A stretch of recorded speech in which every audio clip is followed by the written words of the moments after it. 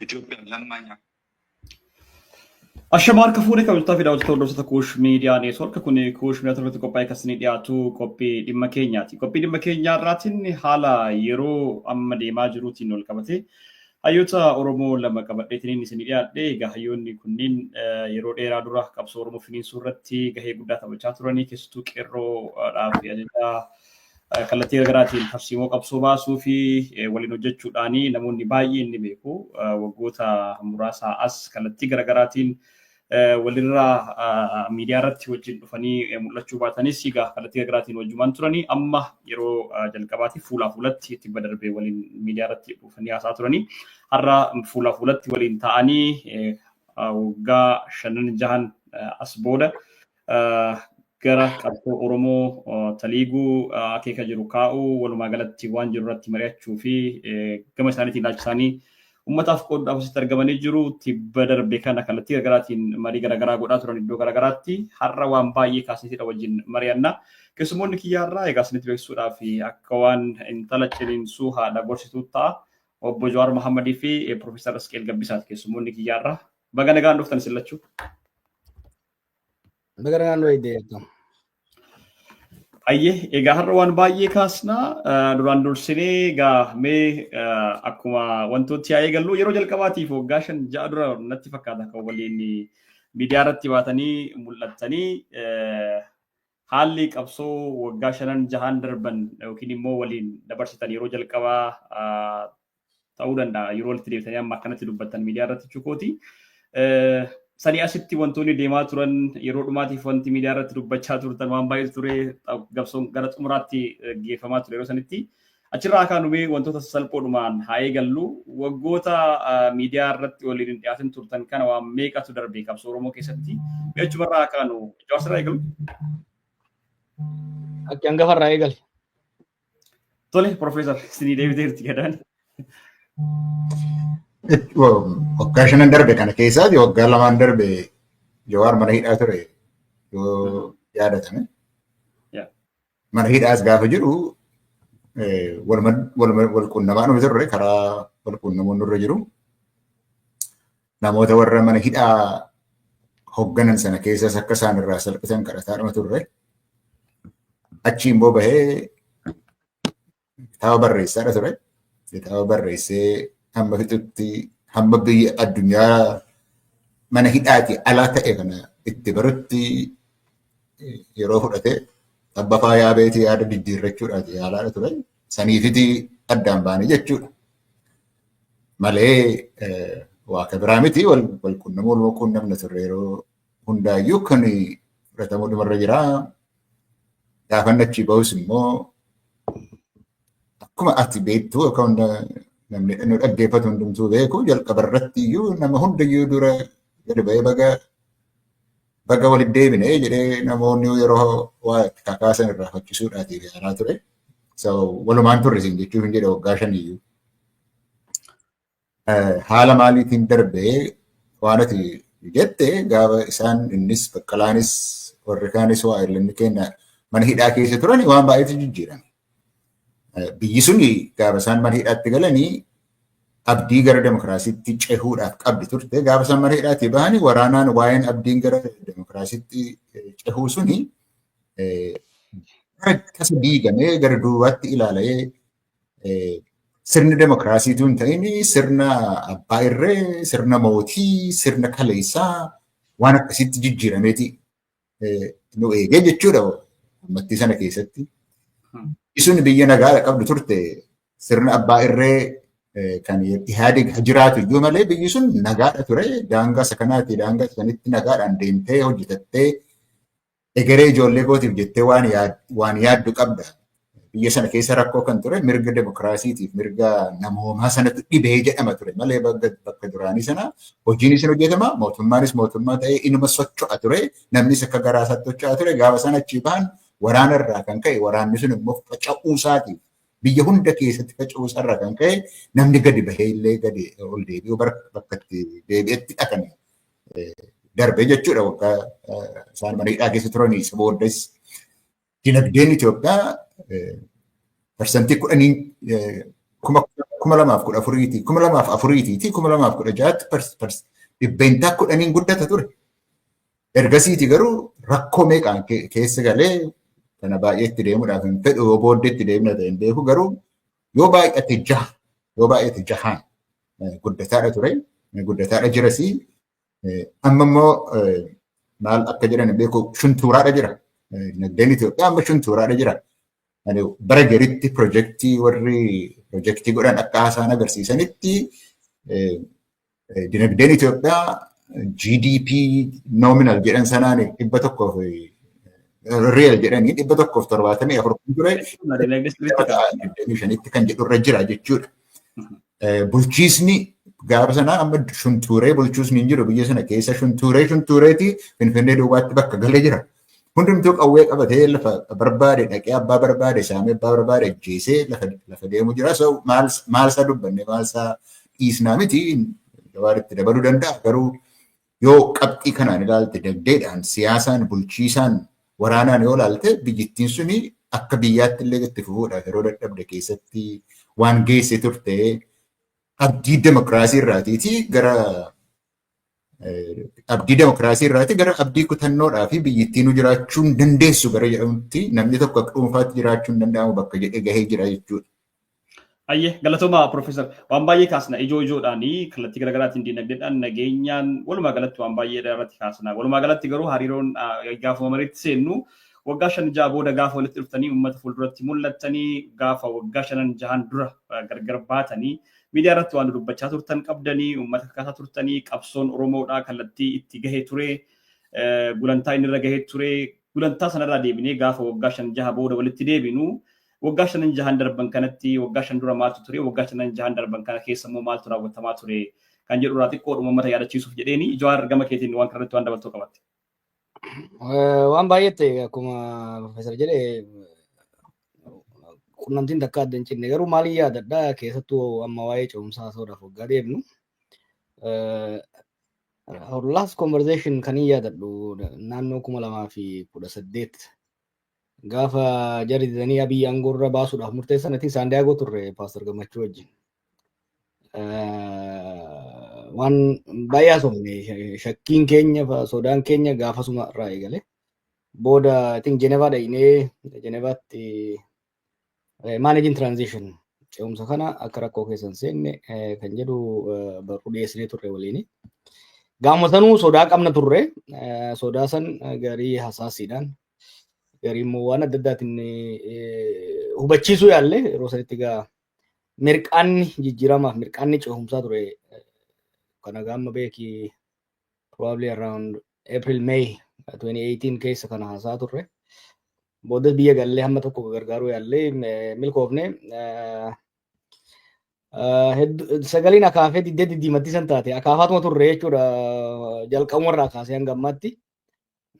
Ammas akaafii ittuma jirra haalli biyyaa kan jettu yeroo adda addaatti waan haasofneef gabaabatti waggaa ilaalte abjuu fi abdiin uummata Oromootii fi uummata biyya sanii gara nightmare gara naasuu rifaatuu abdii kutannaa hamaatti kan jijjiiree ture waggaan 7 dabre kuni.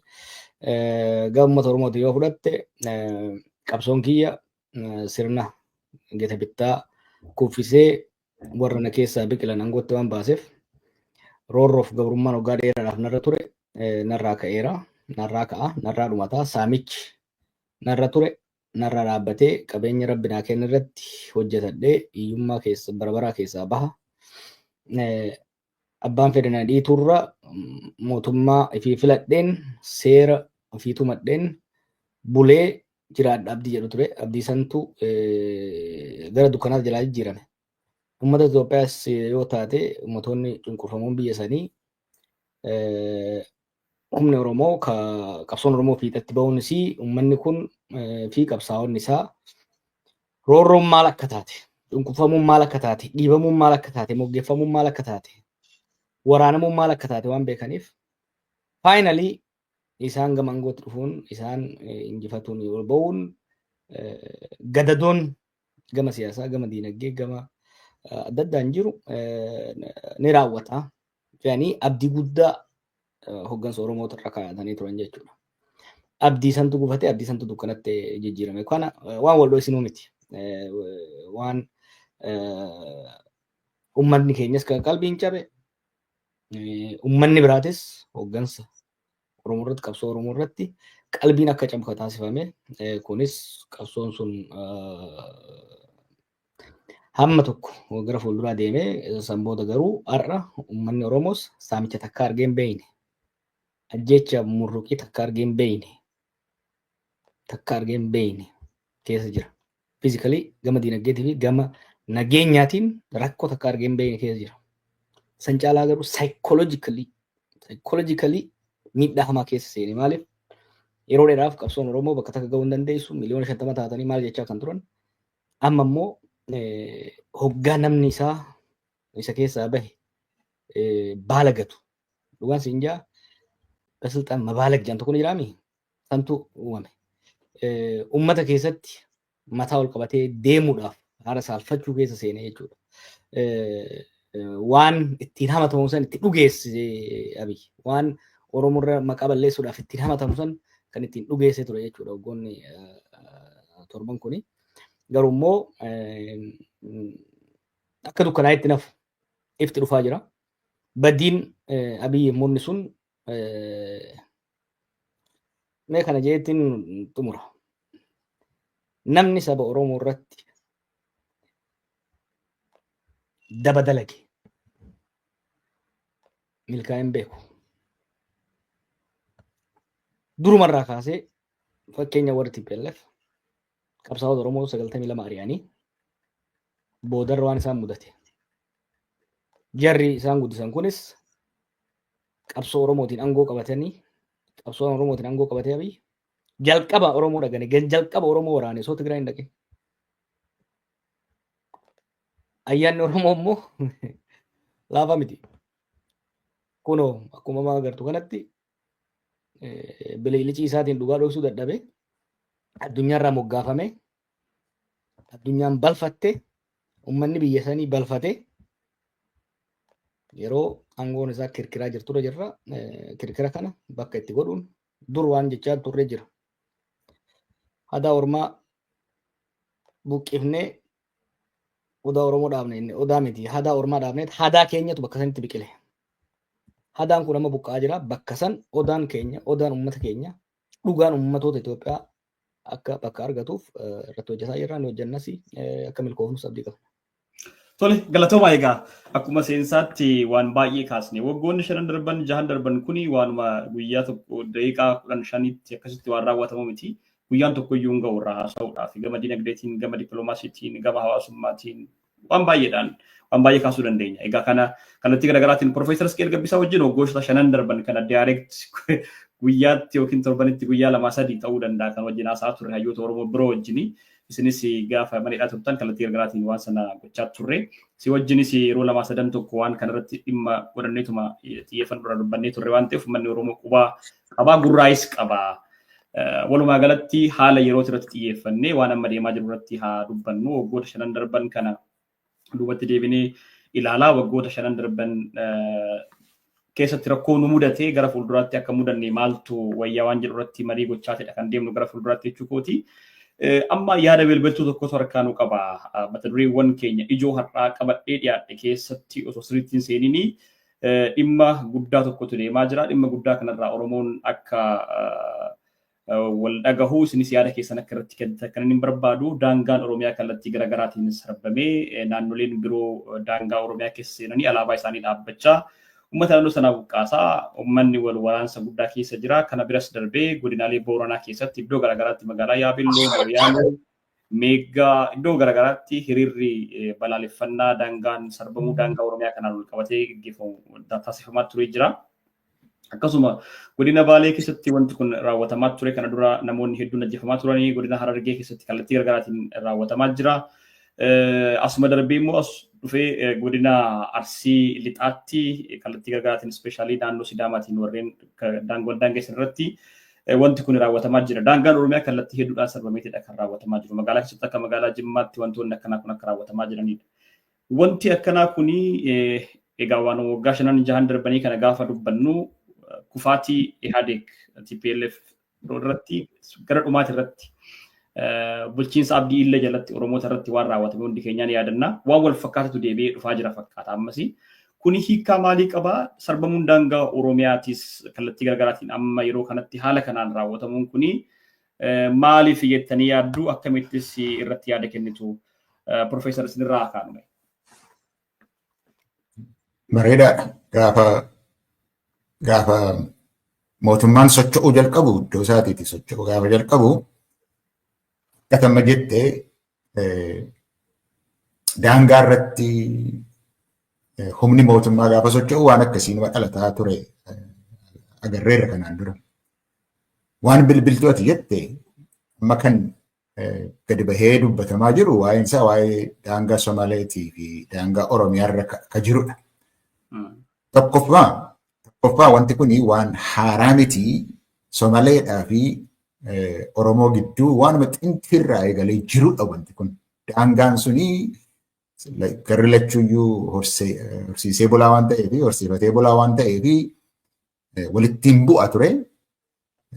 Dheedaa fi bishaanii fi horii sanaatiif jecha walitti bu'uun durii jalqabee jira garuu jaarsoliidhaa fi hayyoonni kan Somaaleetii fi kan Oromiyaa walitti hiriiranii nagaa buusaa akkuma akkanatti wajjin jiraataa ture jechuudha Somaaleedhaa fi Oromoon durii jalqabeeyyuu waanuma jirudha kun. Amma waan haaraa wanni ta'e daangaatu sararame jara uummata kan lamaan gidduutti daangaatu sararame waan naannoon ijaaramee fi daangaatu sararame garuu wanni sararame sun lafa qabaatee seenaa jiru sanas ilaalcha keessa galchee Oromoonis gara isaaniitti gaafa siiqu Somaaleenis gaafa kan daangaa Oromootti siiqu maaltu ta'a akka jedhu lafan qeewwamne maaliif bu'aa siyaasaatiitiif jecha itti dhimma bahuudhaatii fi aangoo irra warri jiran bu'aa siyaasaatiif ol qeewwatanii jechuudha. Furmaata itti kennuu dhiisanii akka duriittis akka isaanitti nagaadhaan jiraataa turaniiti beekumsaatii fi hariiroo hawaasaa uummata kana lamaan gidduu jiru muuxannoo jiru walitti fiduudhaan osoo hin ta'in bu'aa siyaasaa godhachuudhaatiif jecha mootummoonni kan warra wayyaanes sostanyaa kifla xormaal jedhan achi kan jiru suni beekaa nama itti dhimma bahaadha turanii dhimma dhuunfaas jira nagadattiin nagadatu barbaadu dhimma waloos qabu turan akka mootummaatti Somaleedhaaf Oromoon wajjiniin tokko ta'ee aangoo isaa walitti fidee aangoo sanaatiif balaa uumuudhaaf hin danda'ama jedhamee waan yaaduuf ol keeyatan. Furmaata itti kennuurra itti dhiisaniiti wanni sararamu sunis yoo sararamee garuu horsiisee bolaan kun gamanaa gamasoo ceheetii hojjetaa jira bishaaniif dheedaaf wal bira darba attamitti yoo walitti bu'iinsi jiraate attamitti hiikama ka jedhu lafa keeyachuun barbaanne. Waan ammatti na gaafatte kana keessatti yeroo qabsoo qeerroo sana akka walitti hin buune ani na yaadadha yeroo sana Somaleedhaatii fi Oromoo duwwaa osoo hin taane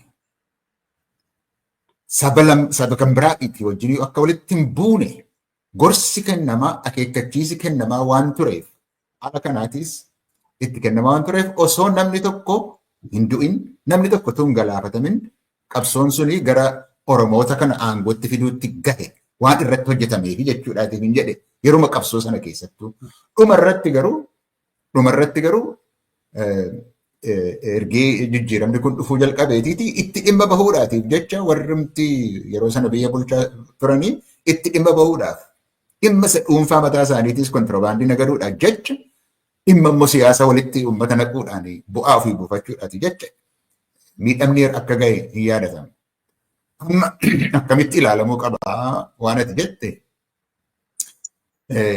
bakka falmiin jirutti bakka amma Somaleedhaa fi Oromiyaa gidduu miti bakka dhimma lafaarratti falmiin jirutti mootummaan amma jiru kuni bu'aa siyaasaa ofiisaatii buufachuudha jecha walitti naquunsaa akka hin oolle. Ammas wanni ta'e ammas naannoo Somaleetti wanni ta'e gar tokkoon warra Somaleetiin qondaaltotaatiif hooggansoota siyaasaa naannoo Somaaleetiin gadi taa'aatiitii bulchiisa sana haaromsaa akka haaraatti ijaaraa akka jedhu qajeelfamni ka kennameefi biltsiginnaadhuma irraati. Isaanin akkas godhaa jedhanii ergiitti himaniiti isaan immoo akkuma ajajaman ergii godhanii booda Oromoodhaan immoo karaa Oromiyaa immoo dhaqanii namoota hamma gara Finfinnee irraatii illee yaasanii Adaamaa irraa illee yaasanii weerara lafaatu jira, weerara lafaa keessan eeggadha jedhanii ifatti uummata kana lamaan walitti buusaadha jiru. Kanadha kan hubatamuu irra jiru. Uummata kana ifatti bu'aa siyaasaati yoo walitti buusan qofa aangoo dheereffatu akka danda'an waan beekanii fi isuma baran sana itti deemaa jiru. Kanarratti waan itti dabalu waraanni Tigraayis lafa sarara lafaa sanarratti gar tokkoon waa'ee waliigaltee dhabuun falmiin lafaa lafa jiru irratti jalqaban. Amma dhiha Tigraay ka jedhu yookiis kibba Tigraay ka jedhu Amaariin nan barbaada waan jedheef iddoo sanarratti dhaqaniitu dubbii barbaadanii jechuudha. Somaleedhaaf Affaariinis akkasuma walitti naqaadha turan. Gujiidhaa fi Gede'oos akkasuma walitti buusaa turan. Kun tooftaadhuma siyaasaati. Akkamitti ilaalamuu qabaanaan jettanii tooftaa siyaasaa ta'uusaa akka hin irraanfanne uummanni. Kan itti jirus kan irraa fagaatee jirus ofumaati ka'anii rifatanii ka'anii dubbatu irra dubbiisaa hubachuun barbaachisaa akka ta'e akkasitti akka inni ilaalamudha. Lammaffaani shirri kun itti fufuudhaaf hin danda'a. Akka nama jedhe itti fufuu danda'a. Iddoo dheeraattis itti fufiinsa gochuudhaaf inuma itti deema. Takka illee gara duubaatti hin deebi'an warri aangoo irra jiran. Waan barbaachisu hundumaa godhanii itti fufuudhaaf adeemu. Isni kun immoo eessatti itti fufaa akka jedhamu ishee kana dubbadhee tan inni itti dhiisa. Ammayyuu lafti itti bu'iinsi jiru kanaan duras iddoo baay'eetti dubbadheera namni hin dhageenye malee. Ammayyuu taanaan lafa falmiin lafaa jiru daangaan sirriitti hin sararamne iddoo akkasii dhaqanii barbaadanii raawwatanii daangaa Somaaleetiif Oromoo baharraa jalqabee hamma kibbaatti kan jiru Harargee Baalee gara Sidaamaa kanas kan jiru dhumatti deema. Akkasuma Wallagga, Gambeela, Benishaanguliinis lafti sirriitti hin sararamin jira. Disputed border areas. Achitti namatti kaasu kana beekutu irra jira jechuudha. Lammata lafti Oromoonni Oromiyaa irraa citanii bakka biraatti hafan jiru. Fakkeenyaaf Kamisee, Wambaraa. Iddoo kanattis namatti kaasu itti kaasaas turan. Akkasumatti itti kaasanii nama meeqatu walloottis qalame. Kun hubatuudha barbaachisa. Kanarratti dammaquun barbaachisaa jechuudha. Magaalotatu immoo jira. Magaalota keessatti uummatatu itti kaasatu hin ta'in kan akka Dirreedawaa, kan akka Finfinnee, waa'ee Adaamaa, Moojoo iddoo akkasii qubattoonni iddoo gara biraa heddummaatanii lafa jiranitti inuma akka kaasu ammas itti fufsiisu jechuudha. Inni kaan immoo kan namni hubatuun irra jiru kan akka Horroo keessaa lafa qubattoonni haaraan warra durii osoo hin taane qubattoonni haaraa jiran sanattis inumatti kakaasu. Tooftaan kun akkasitti hubatamuutu irra jira. Fira xaxuun isaaniin oolu uummata qoqqooduudhaan walitti buusuudhaan aangoo dheereffanne jechuun tooftaa isaanii akka ta'e ifaa waan ta'eef akka inni itti fufuu akka itti ilaalamuu qaba kan jedhu yaada qaba.